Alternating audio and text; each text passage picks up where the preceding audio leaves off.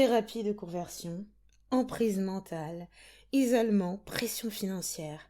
Voici la conclusion du reportage d'Élise Lucet sur les églises évangéliques. Alors, personnellement, ça fait bien longtemps que je ne regarde plus la télé, et certainement pas France Télévisions, car nous savons tous qu'ils servent.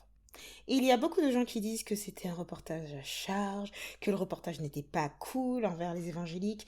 Je suis évangélique et personnellement, je m'en fiche complètement de ce reportage.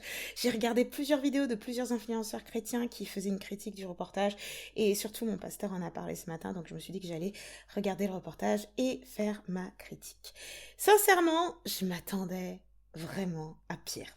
France Télévisions ne sert pas Christ et donc ils ont voulu faire un reportage qui allait créer un narratif négatif pour l'Église et le peuple de Dieu.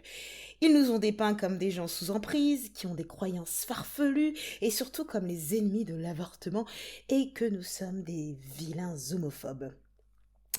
Mais quel est leur but final? Le but final, c'est de nourrir une animosité entre ceux qui pratiquent ces choses, donc l'avortement et par exemple l'homosexualité, et nous, afin qu'ils n'acceptent pas l'évangile. Mais je crois qu'ils ont raté leur but et que leur reportage va donner envie à beaucoup de gens de venir à l'église. En fait, malgré leur médiocrité, France 2 va contribuer à l'accélération de la prédication de l'évangile. Quand j'ai regardé le reportage, même s'ils avaient un discours dégradant et désapprobateur, j'ai beaucoup aimé la partie sur MLK avec la jeune fille belge. Son témoignage m'a beaucoup touchée et ça m'a donné envie de découvrir MLK. Alors, en fait, le truc, c'est qu'il faut savoir que je connais MLK depuis longtemps. Ma sœur m'a toujours dit que si elle devait choisir une église, elle irait à MLK. Et pourtant, je n'ai jamais eu personnellement envie d'y aller. Mais regardez le reportage de France 2, ça m'a donné envie. Vraiment, les louanges étaient parfaites, remplies de la présence de Dieu, et je pouvais sentir l'onction. Donc, bravo MLK, bravo pour tout ce que vous faites. Ensuite, il y a eu l'influenceur chrétien. Alors, je le connaissais pas, mais il m'a beaucoup touchée. Et lui aussi, il m'a donné envie d'évangéliser davantage et de prier pour les malades. J'ai trop aimé son témoignage par rapport à la guérison. Et même si la journaliste avait l'air de se moquer un peu, je ne sais pas s'il verra cette vidéo, mais je voudrais lui dire, malgré l'opposition, tu brillais. Tu brillais de mille feux, et en toi resplendissait l'amour de Dieu. Si je l'ai vu, je suis convaincue que des dizaines de personnes l'ont vu également. Ensuite, ils ont parlé de personnes qui ont eu de mauvaises expériences dans l'église et cette partie m'a beaucoup touchée également parce que Dieu est bon, Dieu les aime et au-delà des mauvaises expériences, Dieu restaure et transforme. C'est dommage que les églises n'aient pas voulu répondre aux questions des journalistes car ça fait un peu genre on a quelque chose à cacher et c'est dommage.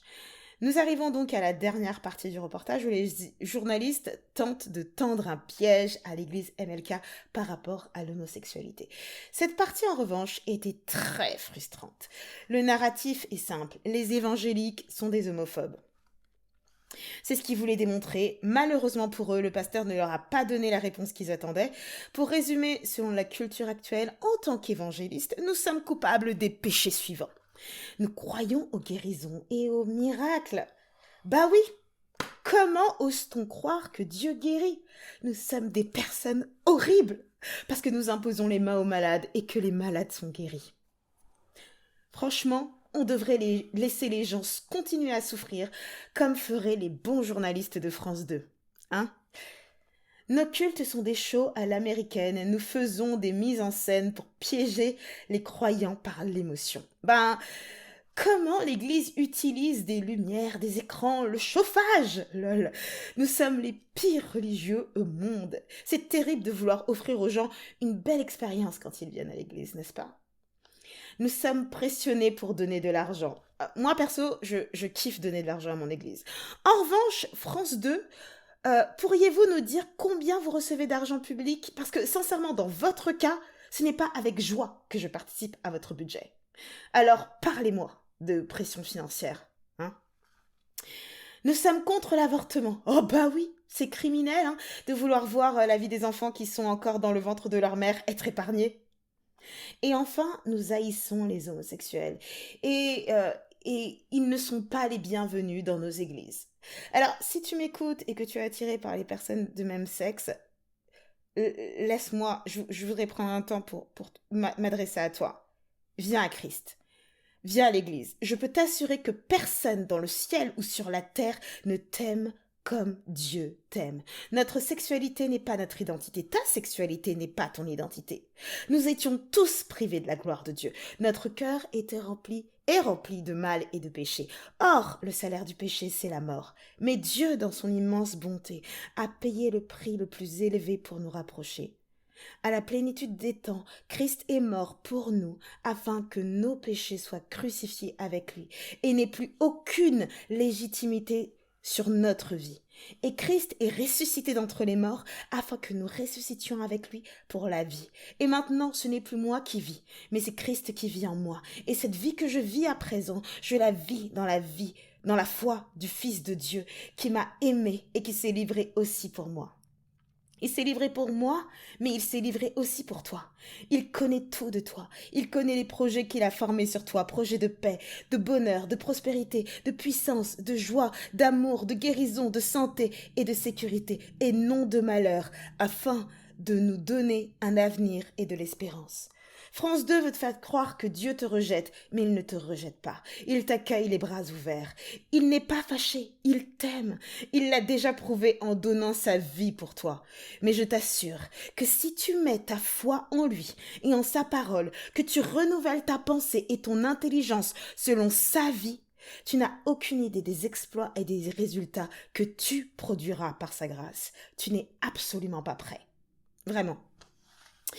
Donc voilà, peuple de Dieu, c'est notre temps, c'est notre moment. Ne vous laissez pas intimider ou frustrer par les menteurs. Prions pour eux, pour qu'ils décident d'être de véritables journalistes et de chercher la vérité. Mais je crois que malgré la manipulation, des centaines, voire des milliers de gens vont venir à Christ. Car le réveil souffle sur le pays et c'est certainement pas France 2 qui l'arrêtera. En vérité, vous savez ce qu'ils ont montré ? En fait, ils se sont vendus, ils se sont exposés, ils se sont décrédibilisés. Ils ont montré que ce sont des menteurs, ils ont voulu nous ridiculiser, mais je vous assure que ça va se retourner contre eux. Il y a une chose que je veux souligner. C'est pour cela qu'en toute chose, nous devons rechercher la vérité. Nous devons questionner ce qui nous est raconté et ne pas le croire sans faire des recherches et à investiguer s'il s'agit de la vérité. Promis, je vais la faire cette série à la poursuite de la vérité. On en a tellement besoin. Force, peuple de Dieu, et rappelle-toi que tu es le meilleur de Dieu. C'est ton temps, c'est ton moment et personne ne peut t'arrêter, même pas France 2.